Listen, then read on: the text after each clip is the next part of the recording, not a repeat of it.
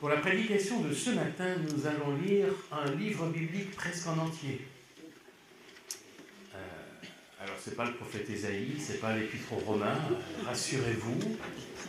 C'est le livre le plus court du Nouveau Testament. C'est un texte qui nous est proposé dans les listes de lecture de ce matin.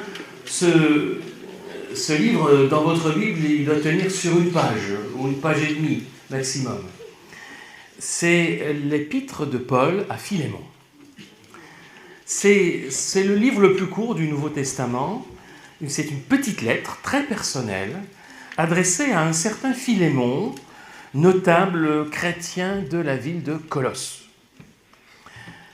Paul écrit à propos d'un certain Onésime, qui était un esclave de Philémon, mais qui s'est enfui de chez son maître, probablement après avoir dérobé de l'argent, puisque l'apôtre Paul, vous le verrez, parle de remboursement. Onésime a rencontré Paul en prison, il s'est converti, et désormais il fait partie des collaborateurs de l'apôtre. Alors Paul connaît son histoire, il sait le passif que Onésime a avec son maître, c'est pour cette raison qu'il va le lui renvoyer avec justement cette lettre qui va l'accompagner à destination de Philémon. On ne va pas tout lire, même si ce n'est pas très long, on ne va quand même pas tout à fait tout lire ce livre. On va passer les premiers versets qui ont surtout des formules d'introduction, de salutation, pour aller directement dans le cœur de cet épître. Mentionnons simplement, on ne va pas le lire, mais je vous le dis, que l'apôtre Paul adresse cette lettre à Philémon, certes, mais aussi à toute l'Église qui se réunissait dans sa maison. Ce qui veut dire qu'au-delà du cas de Philémon et Onésime, cette petite lettre personnelle contient également un enseignement que tous doivent entendre, puisque la lettre était aussi adressée à l'ensemble de l'Église, donc d'une certaine façon, elle nous est aussi adressée. Donc je vous invite à lire le cœur de cette lettre, alors que Paul adresse explicitement sa demande à Philémon. Nous le lisons à partir du verset 8. Nous verrons donc les versets 8 à 21. C'est pourquoi, même si en union avec le Christ, j'ai toute liberté de t'ordonner ce que tu dois faire, je préfère t'adresser une demande au nom de l'amour. Tel que je suis, moi Paul, un homme âgé et de plus maintenant gardé en prison à cause de Jésus-Christ, je te demande une faveur pour Onésime. Il est devenu mon enfant en Jésus-Christ, ici en prison. Autrefois, il t'a été inutile, mais maintenant, il nous est utile à toi et à moi. Je te le renvoie, lui qui est comme une partie de moi-même. J'aurais bien aimé le garder auprès de moi pendant que je suis en prison à cause de la bonne nouvelle pour qu'il me rende service à ta place. Mais je n'ai rien voulu faire sans ton accord, afin que tu ne fasses pas le bien par obligation, mais de bon cœur. Peut-être Onésime a-t-il été séparé de toi pendant quelque temps, afin que tu le retrouves pour toujours. Car maintenant il n'est plus un simple esclave, mais il est beaucoup mieux qu'un esclave. Il est un frère très cher. Il m'est particulièrement cher, mais il doit l'être encore beaucoup plus pour toi, aussi bien dans sa condition humaine que comme frère chrétien. Si donc tu me considères comme ton ami, reçois-le, comme si c'était moi-même. S'il t'a causé du tort ou s'il te doit quelque chose, mets cela sur mon compte. J'écris les mots qui suivent de ma propre main, moi, Paul, je te le rembourserai. Je n'ai certes pas à te rappeler que toi, tu me dois ta propre vie. Oui, frère, je t'en prie, accorde-moi cette faveur pour l'amour du Seigneur, réconforte mon cœur, puisque nous sommes unis avec le Christ. Je suis convaincu, au moment où je t'écris, que tu feras ce que je te demande. Je sais même que tu feras plus encore. En même temps, prépare-moi une chambre, car j'espère vous être rendu grâce à vos prières. On s'arrête là, il y a encore quelques salutations à la fin de la lettre, mais on va s'arrêter là pour la prédication de ce matin. Vous aurez sans doute remarqué combien l'apôtre Paul est habile dans sa façon de présenter les choses. Il écrit très bien, mais il sait présenter sa demande en y mettant les formes et en mettant dans la balance tout ce qu'il faut pour arriver à ses fins. Alors on ne connaît pas la suite de l'histoire, hein. Ça ne nous est pas raconté, on n'a pas la réponse de Philémon à Paul, on ne la connaît pas. Mais allez, on se doute quand même que si cette lettre a été conservée dans l'église de Colosse, qu'elle a été copiée, qu'elle a été transmise, et qu'aujourd'hui elle fait partie du Nouveau Testament, c'est pas un hasard. Et on se doute bien que la présence même de cette lettre dans la Bible sous-entend au moins que Philémon a probablement accédé à la demande de l'apôtre Paul. Sinon, cette lettre, elle aurait été jetée, on ne l'aurait pas préservée avec tout le soin que ce qui a été le cas pour qu'elle intègre finalement le Nouveau Testament. Alors, qu'est-ce que Paul demande précisément à Philémon à propos d'Onésime? La formule qu'il utilise est celle-ci, il lui demande de l'accueillir comme un frère, lui qu'il a vu s'enfuir comme un esclave. Cette formule, très habile, implique en réalité énormément de choses pour Philémon. Ça veut dire, pour lui, d'accueillir Onésime comme un frère et non plus comme un esclave, et non plus comme son esclave. Ce qui implique pour Philémon de renoncer à le condamner pour ce qu'il a commis, ce qu'il a fait, pour sa fuite, probablement avec un vol à la clé également. Ça implique de lui pardonner ce qu'il a fait et de l'accueillir. Et il faut se souvenir qu'il était le maître d'Onésime et donc en tant que tel, il avait un droit absolu sur lui. Et plus encore, les paroles de l'apôtre Paul impliquent, sous-entendent un affranchissement pour Onésime. De le laisser retourner libre, non plus comme esclave, mais comme un homme libre auprès de Paul pour continuer à travailler avec lui. On entend qu'il y a cette demande qui est sous-jacente derrière les paroles de l'apôtre Paul. Et s'il le faut, Paul est prêt à payer de sa poche pour rembourser Philémon du tort qu'Onésime lui a fait. Et en même temps, la façon dont il termine sa demande, je leur ai dit, je suis convaincu au moment où je t'écris que tu feras ce que je te demande, je sais même que tu feras plus encore. Cette formule habile sous-entend que Paul s'attendait probablement à ce que Philémon renonce même à ce remboursement par rapport à ce que Onésime lui a fait.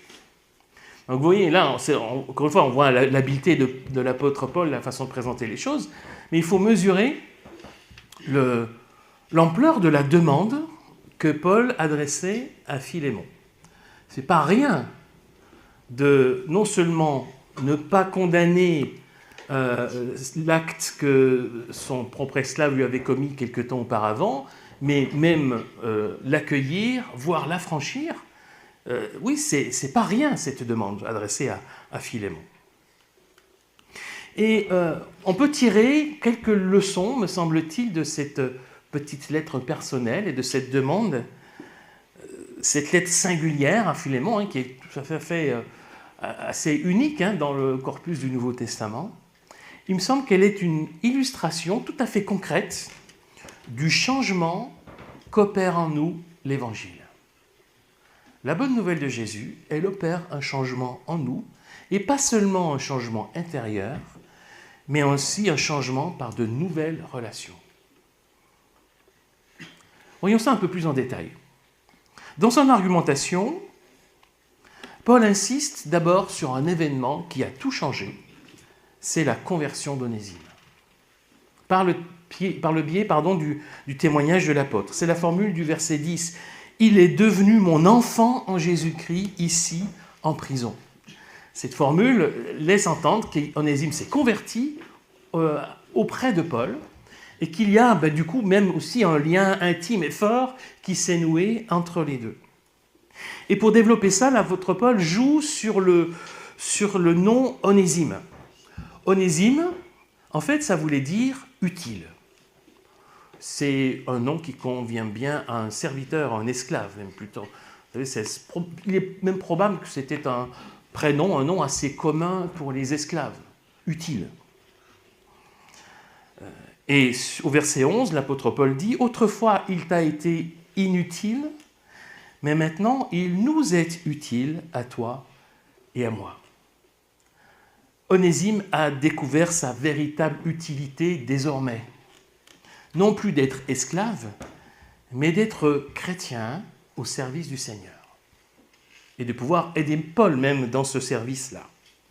Autrement dit, le chemin d'Onésime, c'est le chemin d'une conversion.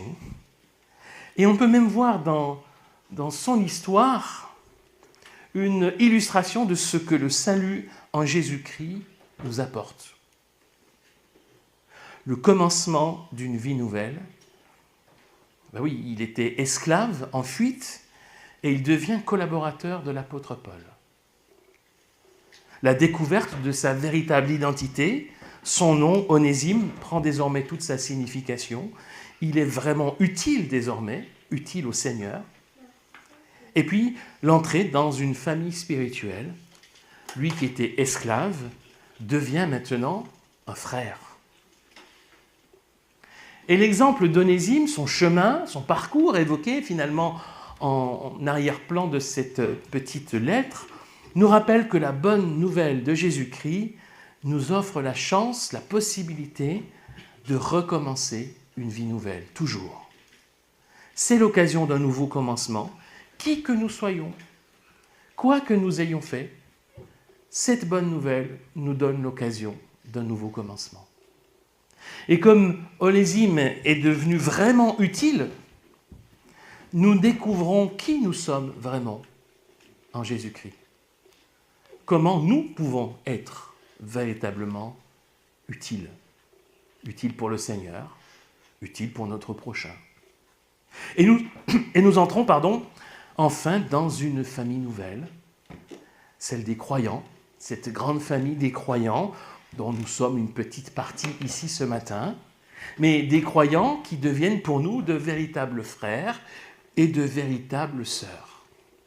C'est le chemin d'Onésime, c'est notre chemin à nous aussi si nous entrons dans cette réalité de la bonne nouvelle. Alors même si Paul ici sous-entend qu'il espère, on l'a dit, que Philémon affranchisse son esclave Onésime, au moment de la lettre, au moment où il écrit, Onésime est encore l'esclave et Philémon est encore le maître. Ça, c'était la réalité sociale de l'époque.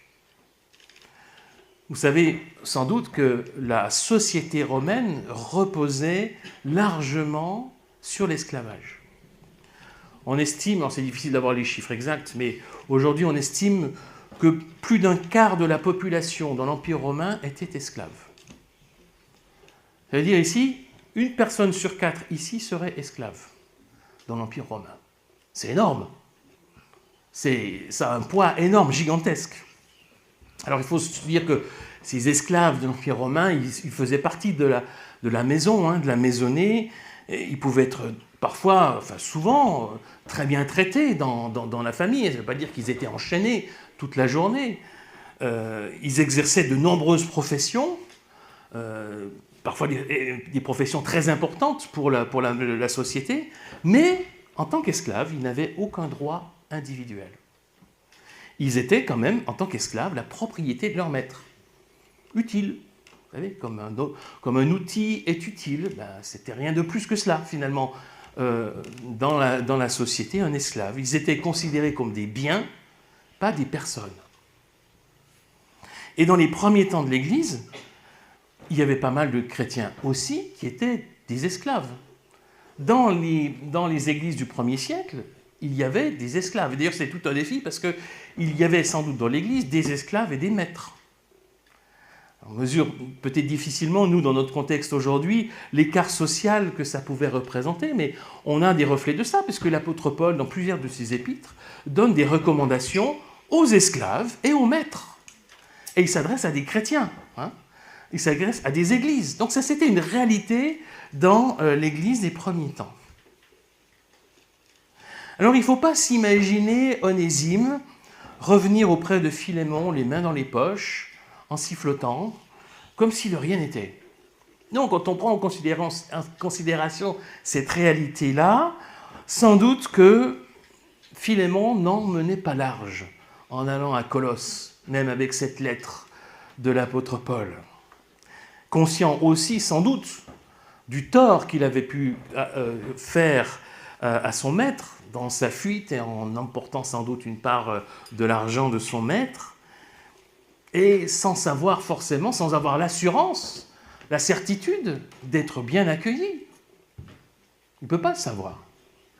Ce qui veut dire que du côté d'Onésime, il y avait une vraie dose de courage dans le fait d'accepter de retourner auprès de son maître qu'il avait floué et duquel il s'était enfui. Philémon, légalement, était encore le maître d'Onésime et en tant que tel avait un droit absolu, c'est-à-dire aussi même un droit de vie et de mort sur lui. Et il ne suffisait pas de devenir chrétien pour dire « ah ben voilà, je suis chrétien, donc je ne suis plus esclave ». Ben non, c'est pas si simple que ça. Dans le contexte de l'Empire romain, de la structure de la société de l'époque, tu deviens chrétien en tant qu'esclave, tu restes esclave. Simplement, tu deviens un esclave chrétien. Chrétien ou pas chrétien, Onésime demeurait l'esclave de Philémon. Il appartenait à son maître. Et ce n'est pas parce qu'on devient chrétien que du jour au lendemain, on est soustrait aux réalités sociales, humaines, aussi imparfaites soient-elles, mais réelles malgré tout. Et ça, j'y trouve une autre leçon. C'est-à-dire que le changement qu'apporte la bonne nouvelle de Jésus-Christ demande du temps pour se concrétiser et porter du fruit. Rien n'est automatique. Tout a besoin de temps. Ça, c'est évident au niveau de la société. L'esclavage n'a pas été aboli du jour au lendemain, y compris parmi les chrétiens. Il a fallu du temps. C'est vrai aussi au niveau personnel, évidemment, et ça on l'expérimente tous. Il ne suffit pas de se convertir, de devenir chrétien, pour que du jour au lendemain, tout soit réglé dans notre vie. Plus de problèmes, plus de souffrances, plus de cicatrices, plus rien du tout. On devient chrétien, tout est réglé. Ben non, c'est pas si simple que ça. Il y a tout un processus, souvent long, qui doit entrer en œuvre. Et puis on continue en tant que chrétien à vivre dans ce monde où on est appelé à être témoin, avec ses réalités humaines, sociales, ses imperfections, ses pesanteurs, ses épreuves. Oui, le changement que l'Évangile apporte est réel, mais il demande du temps. Et il faut accepter que nous ayons besoin de ce temps. Il ne faut pas s'en étonner. Alors, si ça demande du temps, ça ne veut pas dire que ce sera seulement pour demain. Il ne faut pas non plus tomber dans l'extrême inverse. Le changement est là, il doit être réel. Il ne peut pas attendre demain seulement. Le salut dont parle la Bible, ce n'est pas simplement un ticket pour le paradis, vous savez, qui aurait finalement peu d'impact aujourd'hui. Comme si la vie éternelle, c'était seulement la vie après la mort. Ben non, la vie éternelle, c'est la vie avec Dieu. Et ça, dès aujourd'hui. Donc, il y a quelque chose qui doit évoluer, changer dès maintenant. Et il me semble, ce que laisse entendre cette lettre de Paul à Philémon, qu'il y a un domaine dans lequel les choses sont appelées à changer dès maintenant, c'est celui de nos relations. Là, il y a quelque chose qui doit évoluer. On ne peut pas remettre à demain ce changement-là. Notamment au sein de l'Église, bien sûr. Là, il y a une attente explicite, mais pas seulement. Et il me semble que le cas de Philémon et Onésime est un exemple frappant de ce changement appelé à se manifester dans nos relations, où il s'agit de passer d'une relation de maître à esclave à une relation de frère à frère. On ne mesure peut-être pas l'écart qu'il y a entre ces deux relations-là, mais c'est radicalement différent, et c'est à cela que l'apôtre Paul appelle Philémon. L'accueillir, celui qui était un esclave, dont il était le maître, désormais comme un frère. Maître, esclave, frère et frère. Plus du tout la même chose. Et donc c'est dans ces relations-là que les choses doivent déjà changer dès maintenant. Et c'est un vrai défi d'avoir des relations transformées. Un défi qui est central, je crois, pour le chrétien. Un défi majeur pour l'Église. Évidemment que si les relations entre chrétiens dans l'Église ne sont pas différentes qu'ailleurs, on pourrait se dire, mais comment prétendre que Jésus-Christ soit là, présent, à l'œuvre? Si entre les chrétiens il se passe la même chose que partout ailleurs, il y a quelque chose qui cloche, il y a quelque chose qui n'est pas cohérent. Il faut qu'il y ait quelque chose de concret qui se manifeste. Bon, vous savez, c'est une fameuse parole de Jésus qu'on cite souvent, que j'ai déjà citée il n'y a pas très longtemps d'ailleurs, mais je la recite encore une fois parce qu'elle est d'une grande force. Hein. Si vous avez de l'amour les uns pour les autres, alors tous sauront que vous êtes mes disciples. C'est dans l'amour qu'on a les uns pour les autres, c'est dans la relation qu'on a les uns avec les autres, qu'on verra si on est disciple du Christ ou pas. Nos relations doivent changer dès aujourd'hui si nous appartenons à Jésus-Christ.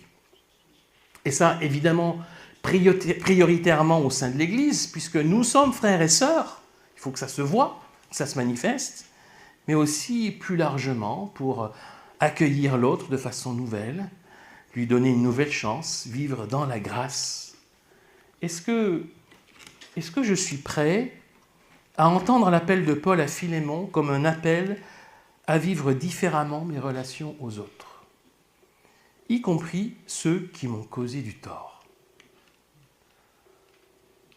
Peut-être que formulé comme ça, de la sorte, à la première personne, nous aide peut-être à mesurer ce que Paul demandait à Philémon. C'est pas rien. C'est pas rien qu'il lui demandait. Et l'Évangile nous appelle, nous met au défi d'évoluer, de changer dans notre relation aux autres, y compris ceux qui nous ont peut-être causé du tort. Être chrétien, ce n'est pas seulement une affaire individuelle dans ma relation à Dieu. Bien sûr que c'est important de s'interroger sur la qualité de sa relation à Dieu, mais ce n'est pas suffisant. Qu'en est-il de ma relation à mon prochain? Qu'en est-il de ma relation avec mes frères et sœurs chrétiens? Ma façon d'envisager la relation à l'autre, est-ce qu'elle est marquée par la grâce? C'est une démarche de grâce que Paul demande à Philémon. Affranchir un esclave, c'est une démarche de grâce. Est-ce que je suis prêt à accueillir, à aimer, à pardonner? Est-ce que je suis prêt à donner à mon frère, à ma sœur, une seconde chance? Ou est-ce que je les enferme dans leurs actes passés? Ce ne sont pas des questions faciles. Mais il faut que nous nous les posions d'une manière ou d'une autre. Vous voyez, on avait dit au début qu'au-delà du cas personnel de Philémon et Onésime, cette petite lettre personnelle contient des enseignements que nous devons entendre. Eh bien oui, ça concerne le changement que nous promet la bonne nouvelle de Jésus-Christ. Un changement radical qui nous ouvre à une vie nouvelle, qui rend possible tous les recommencements. Ça, c'est une formidable promesse. C'est la promesse de l'Évangile. Ce recommencement toujours possible, cette chance de résurrection. Mais c'est un changement qui demande du temps, qui s'opère petit à petit, même si on ne doit pas sans cesse le remettre à plus tard. Et je conclurai ainsi, la procrastination, vous savez, la procrastination, c'est le fait de toujours remettre au lendemain ce qu'on peut faire aujourd'hui. La procrastination n'est pas dans l'esprit de l'Évangile, mais l'impatience non plus. Demandons au Seigneur de nous donner non seulement la volonté de nous laisser transformer par lui, mais aussi la patience d'accepter que le changement prenne du temps, chez nous comme chez les autres. Amen.